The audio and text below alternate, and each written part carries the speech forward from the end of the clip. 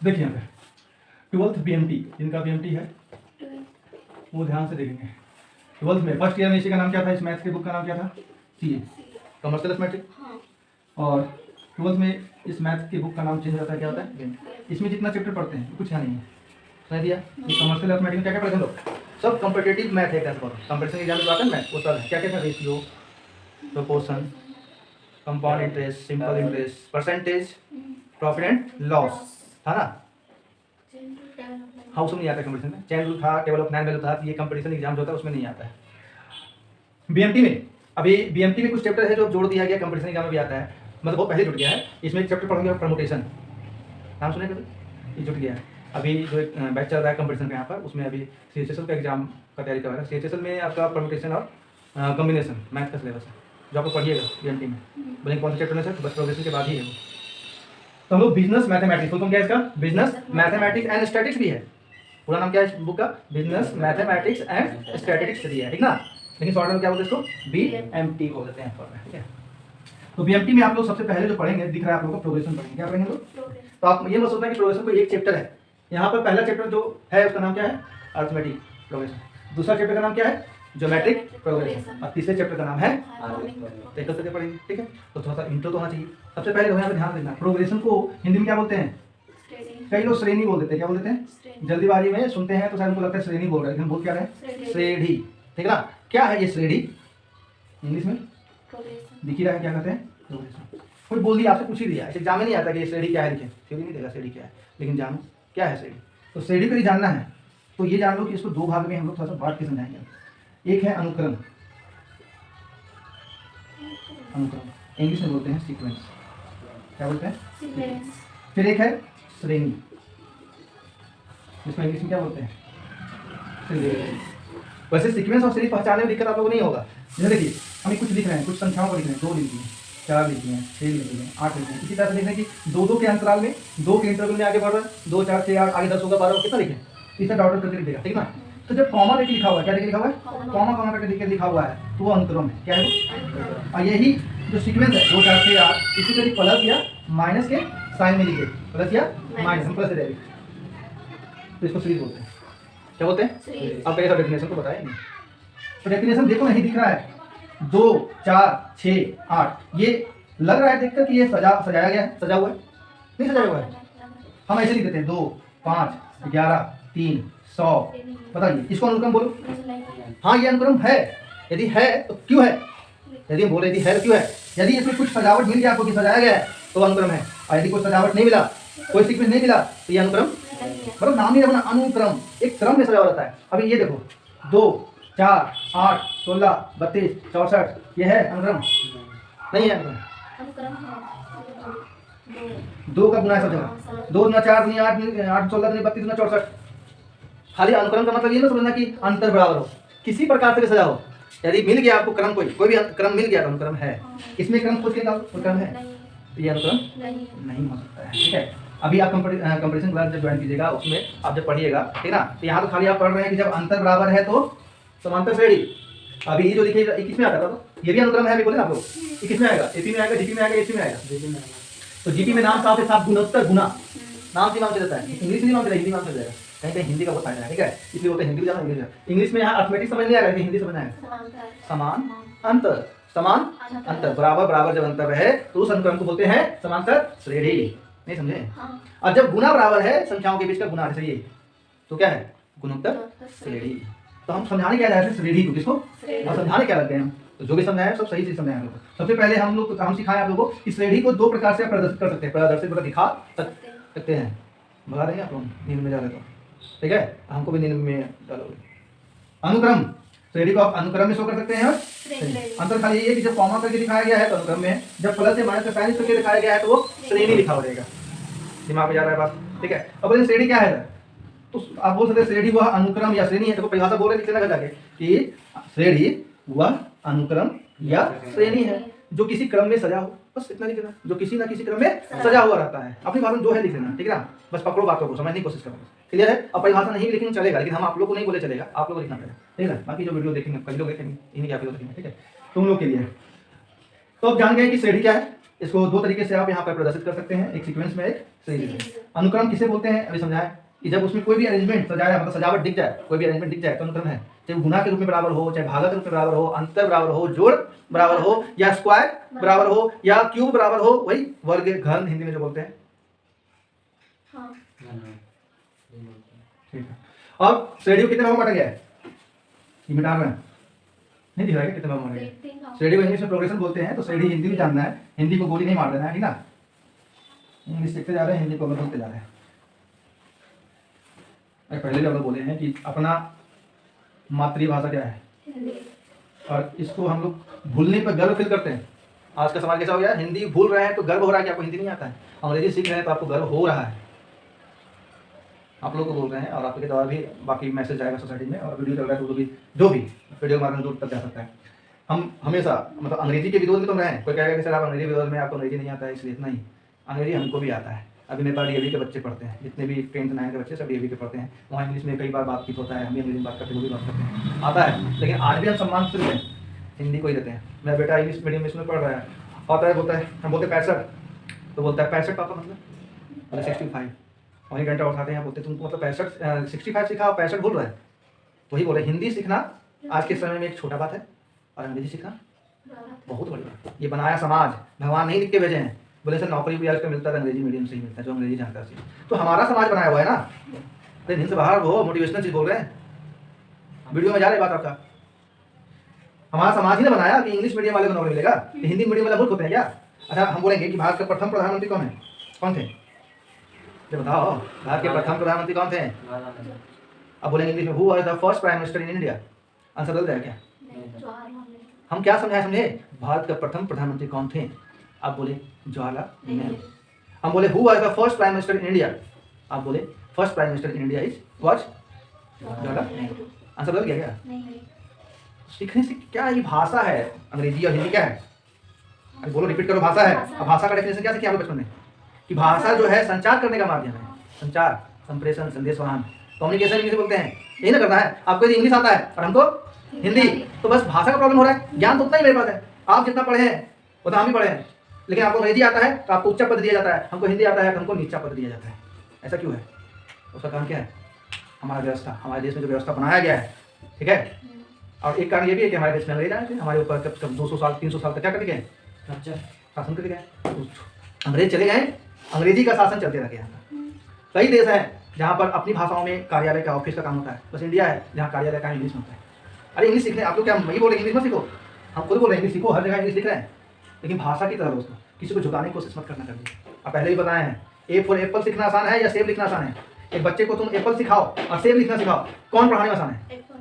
तो कैसे बोलता है कि अंग्रेजी टफ है, आप लोग आपके दिमाग में डाल रहे हैं, आप लोग ये बात बना करके ना अंग्रेजी टफ है, हम लोग इंग्लिश को रहे, हम लोग कैसे करेंगे सर, कुछ टफ नहीं है। वर्ड पावर नहीं आपके पास, वर्ड पावर ना, ग्रामर ज़्यादा नहीं चाहिए, ग्रामर हम 1 महीना आपको क्लियर कर देंगे, खाली क्या बढ़ाओ। अब उसके लिए हम डेली आपको बोलेंगे करो, 10-10 वर्ड नहीं सुनेंगे तो आप करेंगे, तो ऐसा नहीं कर पाएंगे। आप लोगों को बोल रहे करो, वर्ड पावर ले आओ, इंग्लिश में आप बोल सकते हैं, लिख सकते हैं, कोई रोकेगा आपको।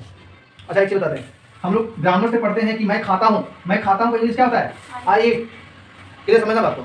लेकिन हम बोल दिए आई एम इट। एक बच्चा ऐसा है जिसको नहीं आता ग्रामर, लेकिन वो जानता है, वर्ड भी जानता है कि मैं का आई होता है और ईट का खाना का ईट होता है, मतलब खाता हूँ का, और मुँह का एम होता है, वो बोल दिया आई एम इट। अच्छा हम बोल रहे आई एम इट, समझे आप, कम्युनिकेशन हुआ कि नहीं। हाँ ग्रामेटिकली गलत बोले, ग्रामेटिकली गलत बोले, लेकिन कम्युनिकेशन जो संदेश आपको पहचाना करते पहुँचा नहीं पहुँचा।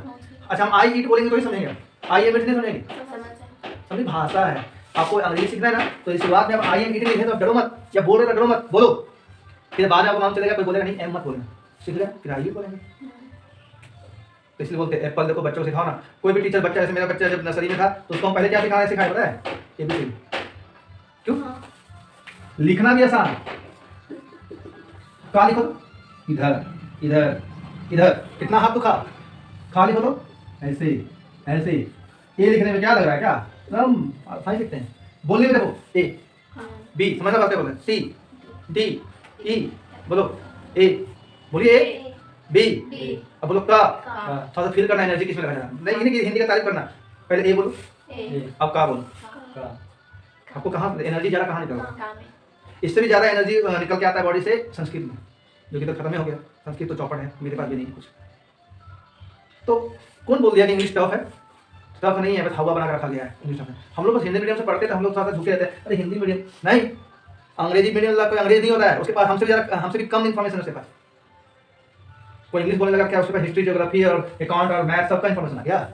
हाँ, बस हमारे समाज में भी चल रहा है अंग्रेजी वाले को ही महत्व दिया जाएगा। तो वो समाज को हम लोग बदलेंगे, अपनी भाषा को अच्छी करेंगे, इंग्लिश को इज्जत देंगे। अपनी भाषा को मार दिए, संस्कृत को मार दिए हम लोग। आता है संस्कृत हमको खुद नहीं आता एक अच्छा, समझ में होगा। ये सब बात एक्स्ट्रा बोल देते हैं, कारण है कि हम लोग डरते जो अंग्रेजी से, डरने की जरूरत नहीं है। और जो हिंदी लिख के हम लोग अपने आप में वो महसूस कर रहे हैं, नीचा ऐसा महसूस कर रहे हैं, बहुत छोटे हैं हम लोग को हिंदी मीडियम में। नहीं, आप बहुत भारी भाषा, सबसे कठिन भाषा को पढ़ते हैं जिसको पढ़ना आसान नहीं है। अब यही बोला अर्थमेटिक प्रोग्रेशन, मुंह में फटाक निकलता है अर्थमेटिक प्रोग्रेशन। समांतर श्रेणी, समांतर श्रेणी, एनर्जी आ रहा है बहुत ज्यादा। दिन भर हिंदी बोलो और दिन भर अंग्रेजी बोलो, थक जाएंगे ज्यादा हिंदी बोलने में, अंग्रेजी बोलने नहीं सकते।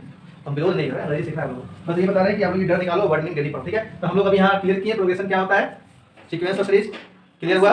नोट करेंगे अनुक्रम, ये अनुक्रम और श्रेणी जो लिखा नोट करेंगे घर जाके, एग्जांपल भी देंगे, किसी से बताएं, मिटा दिए हम, ठीक है। तो हम लोग इसमें से पहला चैप्टर क्या पढ़ेंगे, अर्थमेटिक प्रोग्रेशन, ठीक है। और अर्थमेटिक प्रोग्रेशन जैसा कि नाम है हिंदी में को समझ में आ रहा है क्या, पहचानने का तरीका है, कैसे पहचान जाएंगे, जैसे ही देखेंगे कि अनुक्रम में जो संख्या दिया हुआ है उसके बीच का अंतर बराबर है तो पकड़ लेंगे क्या है, ठीक है। तो पहला हम लोग पढ़ने जा रहे हैं क्या, अर्थमेटिक। देखो हमको आसान लगता है तभी इंग्लिश लिख रहे हैं अर्थमेटिक प्रोग्रेशन। अब हमको समांतर से लिखना है, तो ऐसे हाथ लाओ, ऐसे लाओ, लगातार लिख सकते हैं। देखो यहाँ हम गौरव लिखते हैं अपना नाम इंग्लिश में, हम पेन उठाएं, कहाँ उठाएं, गौरव लिख रहे हैं, उठाएं और गौरव लिखना हिंदी में कैसे करें, कितना दिक्कत हो रहा है, ऐसे लिखेंगे, कितना मिनट लिखेंगे, गौरव लिखेंगे क्या करेंगे, ऐसे लिखेंगे ना। अरे कई लोग जो बोलते हैं ना कि अंग्रेजी टफ होता है, वो हम साबित कर रहे हैं ये सब देख के। तो देखो लिखने में भी आसान, बोलने में भी आसान, बस उसका रूल नहीं जानते इसलिए लिख नहीं पाते, बोल नहीं पाते। अब रूल भी छोड़ दो, वर्ड मीनिंग नहीं जानते हैं, वर्ड पावर बनाइए, ठीक है। समांतर श्रेणी, चलो हम लगभग ही बताइए समांतर श्रेणी पहचानने का तरीका तो जान ही गए कि जब संख्याओं के बीच का अंतर क्या रहेगा, बराबर रहेगा, तो उसको बोलते हैं समांतर श्रेणी। लिखा दे क्या, आप लिखा क्या देंगे, बोल तो दिए, ठीक है, क्लियर है। अब देखो इसका जो फॉर्मूला है क्या है, अब बोले फॉर्मूला मैंने लिखे क्या, ई लगा दिए। तो देखो सिंगुलर और प्लूरल सुने ना, यदि एक फॉर्मूला लिख रहे हैं, किराया बेटर दो क्या मत कर, समांतर श्रेणी हम क्या बोल रहे थे, एक फॉर्मूला लिखवाते हैं, देखो गलती लिख दी यहाँ पे, आपने बोली क्या होगा, फॉर्मूला एक फॉर्मूला लिख रहे हैं तो खाली फॉर्मूला, ये सिंगल फॉर्म में हो गया। और यदि आप ई लगा देते हैं, ठीक ना, तो आप लोग प्लूरल फॉर्म में आ जाता है। यहाँ पे एक से ज़्यादा फॉर्मूला लिखवाने वाले, आप लोग 10th में पढ़ चुके हैं। पहला फॉर्मूला जो लिखवाएंगे उसमें हेडिंग है टू फाइंड nth टर्म, कौन सा टर्म, nth टर्म, ठीक है। यदि आपको इसका हिंदी हो गया nवां पद ज्ञात करना हो, क्या ज्ञात करना हो, nवां पद क्या ज्ञात करना हो, इसके लिए फॉर्मूला आप लोग यूज करते थे। आप लोग जो है an लिखते थे ना 10th में, हम a नहीं लिखते, हम a नहीं लिखते, क्यों लिखते सुनना, हम tn लिखते हैं। तो क्या आपको कोई दिक्कत हो जाएगा, an की जगह हम क्या यूज करते हैं, अब क्यों करते हैं बताएंगे, उसका कुछ मीनिंग है। tn क्या होता है formula, a plus n, formula तो ही ना होगा, ठीक है। अब भाई साहब t क्यों लिखे, ये लिखे ना, सुनो t का फुल फॉर्म होता है टर्म, यहाँ पर t का मतलब क्या है, टर्म को हिंदी में क्या बोलते हैं, पद। अब पद कौन होता है, जैसे ये अनुक्रम लिख दीजिए, अनुक्रम, ये अनुक्रम है कि श्रेणी है, सीक्वेंस है या सीरीज है, अनुक्रम है, इंग्लिश में सीक्वेंस बोलते हैं। तो ये देखो ये 2 ये 4 ये 6 8 हिंदी में इसको पद बोलते हैं, इंग्लिश में टर्म बोलते हैं। इंग्लिश में क्या बोलते हैं, हम बोलेंगे टर्म 1 तो 2 बोलिएगा, टर्म 2 तो T1 T2 T3। अब A1 A2 A का फुल फॉर्म क्या बताया गया है टेंथ में, अर्थ नहीं, अर्थमेटिक बोलने का बताया नहीं है, होता ही नहीं है, होता होगा हमको नहीं पता, तो हम तो बता दिए ना, क्या हम टी ले रहे हैं, हम क्या ले रहे हैं टी, तो ए जगह टी अब आधा डाल दो। ए का मतलब क्या है, अब यहाँ ए का मतलब आ रहा है, बोले बोला ए का मतलब नहीं बताया, इस ए का मतलब क्या है आपको बता रही चीज सुनो, ए को T1 ही बोलते हैं, ए को क्या बोलते हैं, हो गया बस फर्स्ट टर्म। ए क्या होता है, फर्स्ट टर्म होता है, ये क्या होता है फर्स्ट टर्म। एन का मतलब क्या होता है, नंबर ऑफ टर्म होता है, नंबर ऑफ, जैसे बोलेगा कि 8वां टर्म ज्ञात कीजिए, 8वां पद ज्ञात कीजिए, तो यहाँ पर 8 फुट हुआ, कितना सुन रहे हैं ध्यान रखे। एन का मतलब नहीं समझिएगा तो फुट कैसे कीजिएगा बनाते समय, एन कौन है, डी का होता है कॉमन डिफरेंस, इंग्लिश में यहाँ पढ़ाते हैं इसमें कॉमन डिफरेंस, जिसको आप लोग हिंदी में सार अंतर जानते हैं। क्या या समान अंतर लिख दे क्या? कॉमन मतलब समान या सार, डिफरेंस मतलब अंतर। तो यहाँ खाली सी डी लिखने से अच्छा क्या लिखो? See D common difference. लेकिन यहाँ फॉर्मूला सी डी मत लिखना, फॉर्मूला खाली क्या लिखेंगे? नहीं समझ में आ रहा? फॉर्मूला तो क्लियर होगा ना? चलिए ठीक है। तो सब फॉर्मूला बता दिए। एक और फॉर्मूला जानेंगे, क्या फाइंड करने वाला? To find some of n terms.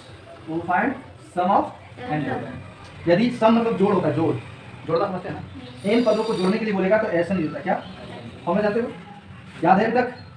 n/2 big bracket 2a plus n-1 into. इसका एक और फॉर्मूला यूज होता है, याद है किसी को? कभी कभी वो फॉर्मूला यूज होगा आपका, वो है n/2 और a प्लस tn, मतलब tn का फॉर्मूला यूज होगा। बोले सर ये फॉर्मूला यूज करेंगे हम लोग? हाँ करना। कब? जब क्वेश्चन में tn दिया। एक चीज नहीं दिखाना आपको, tn का नहीं दिखाना। tn का फुल फॉर्म क्या होता है? नहीं जानते ना? लास्ट टर्म, अंतिम पद। अंतिम पद को बोलते हैं tn। क्या बोलते हैं? tn। ये क्वेश्चन में अंतिम पद दिया था, अब बोला ऐसा निकालो, यही का फॉर्मूला लगाना, ये से काम नहीं चलेगा। और जब क्वेश्चन में a दिया है, n दिया है, d दिया है, तो ये फॉर्मूला दोनों फॉर्मूला यूज हो सकता है। वो क्वेश्चन की कंडीशन पर निर्भर करता है।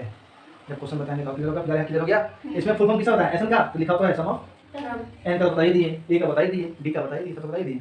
तो खाली आपको नोट करना है। और कहाँ जाकर नोट करना है? अभी नहीं नोट करना, इसको पॉज करो। चलिए तो इंट्रोडक्शन तो हो ही गया एपी का। और कोई इंट्रोडक्शन देखा एपी का? एपी समझ ना, अर्थमेटिक प्रोग्रेशन शॉर्ट में एपी। अच्छा हिंदी इतना ही आसान होता है, हम लोग हमेशा समांतर श्रेणी बोलते हैं। तो जैसे बोले साढ़ी, अजीब बोलते हैं, साढ़े हो जाएगा तो आसान। Find the 10th term of the AP. Hello, आपको बोला है 10वां पद ज्ञात करो। हिंदी क्या हो गया इसका? 10वां पद। इस समांतर श्रेणी का मतलब 10वां पद ज्ञात करें। सबसे पहले क्या ये समांतर श्रेणी है? नहीं है। 3 5 8 5 13 5 18 कैसे नहीं दिख रहा है? तो अंतर मतलब वही ना होगा, तो बोला नहीं है। एपी में है ना ये? ठीक है। तो सॉल्यूशन क्या? एक चीज ध्यान रखना, एग्जाम में टॉप होना है। तीन के बना दिए, बना दे जैसे मार्क्स नहीं मिलता है, बढ़िया बना से मार्क्स मिलता है। बढ़िया मतलब क्या? सही सही नहीं, स्टेप भी होता है, स्टेप भी देखा जाता है कि आप कितना सुंदर स्टेप बना रहे हैं। स्टेप यूज किए या स्टेप चुरा के भाग गए? नहीं, स्टेप चुरा नहीं। कैसे बनाएंगे? तो सबसे पहले आपको लिखना है 3 8 13 18। लेकिन उससे पहले एक चीज बताइए आप लोग, ये सीक्वेंस फॉर्म में है या सीरीज फॉर्म में है? वाह सीक्वेंस है। अभी सिखाया अभी मैंने। जब प्लस का साइन होगा, माइनस का साइन होगा तो सीरीज होगा ना। फॉर्म में सीक्वेंस बोलेंगे। क्या बोलेंगे? सीक्वेंस फॉर्म में। ठीक है।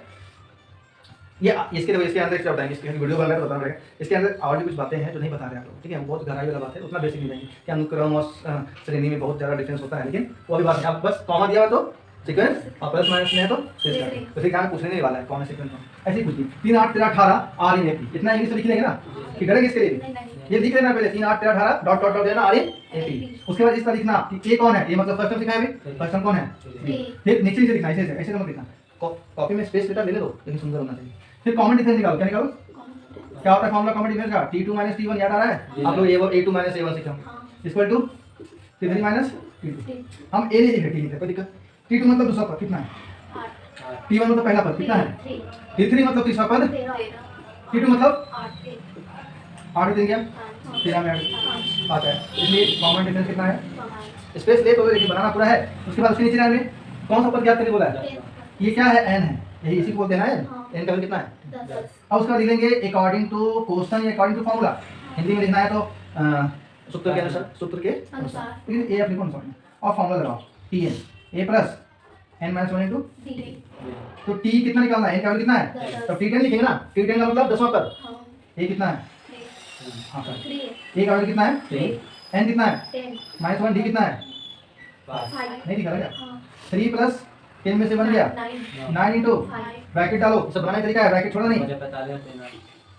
3 प्लस 9 बचे 45, 9 5 45। तो 10वां नंबर पे कौन बैठा हुआ है? अब बोले थे कैसे बोलते हैं आप 10वां नंबर कौन बैठा हुआ है? कहीं नहीं बोल सकते। पहला नंबर कौन बैठा हुआ है? दूसरा नंबर पे कौन बैठा हुआ है?